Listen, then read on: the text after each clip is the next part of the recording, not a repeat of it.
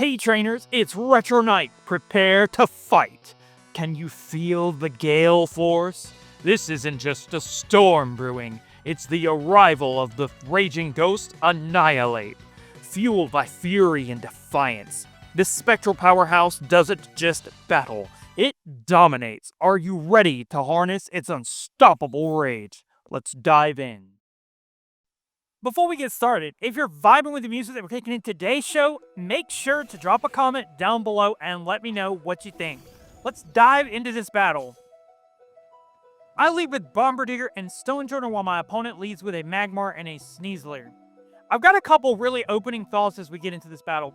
I could go for Rock Slide on both. I doubt he's going to fake out the Bombirdier. He most likely will fake out the Stonjourner since it does out-prioritize the Wide Guard.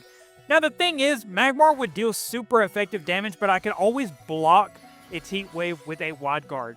So on the very first turn, I do decide to Terrastalize into the Grass typing with Stonjourner, regardless of the possible oncoming Heat Wave.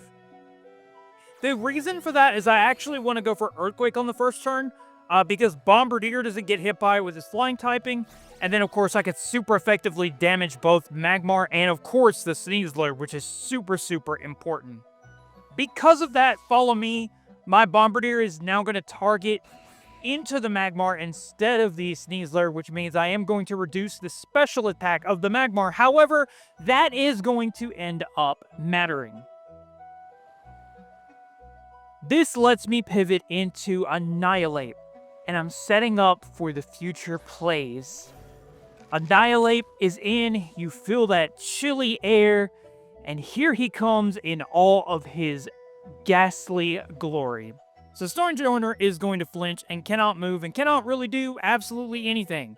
But that is okay because I needed to get Annihilape in here because Annihilape is one of my key strategies. This turn, there is no fake out shenanigans and I can easily just go for Earthquake. I was like, let me go for Drain Punch, let me go for Ice Punch, no, let me go for Rage Fist. I wonder how much I can do with a 100 base power Rage Fist, as it starts with the 50 base power before I get hit with any move. Here comes the Dire Claw, and I actually get poisoned. I would definitely prefer the poison over any other affliction that I could get, being the paralysis of the sleep. Remember I was talking about that Heat Wave, how I got reduced special attack damage? That is the only reason Stonjourner is able to live, since my Focus Sash was already broken, and Rage Fist comes through and eviscerates Sneasler off the map. We no longer have to worry about that threat. And of course, here comes the Earthquake into the Magmar. It does do not quite half, but we now boost our Rage Fist up in power as well. I wanted to go for that Earthquake so that I could super effect the Sneasler, possibly knock its Sash down, or if it had the gems or the seed to work alongside Indeedee, then that was a good thing to also weaken it down the best I could. And Earthquake was really good spread damage here, just because having the Magmar with the Follow Me. In comes the Corviknight, and I'm not sure how good a +2 Rage Fist is actually going to do to this thing, but we got to talk about a couple of things here on this turn. So if he was to go for the Brave Bird and knock out Stonjourner, that would be really bad, but I'd be able to go for a +2 Rage Fist. Now, this Rage Fist would do a certain amount. I've got the damage calculations in the description, but unfortunately, my opponent does decide to go ahead and forfeit. But just to break this down for you, Rage Fist would be able to guarantee 3-hit KO the Corviknight.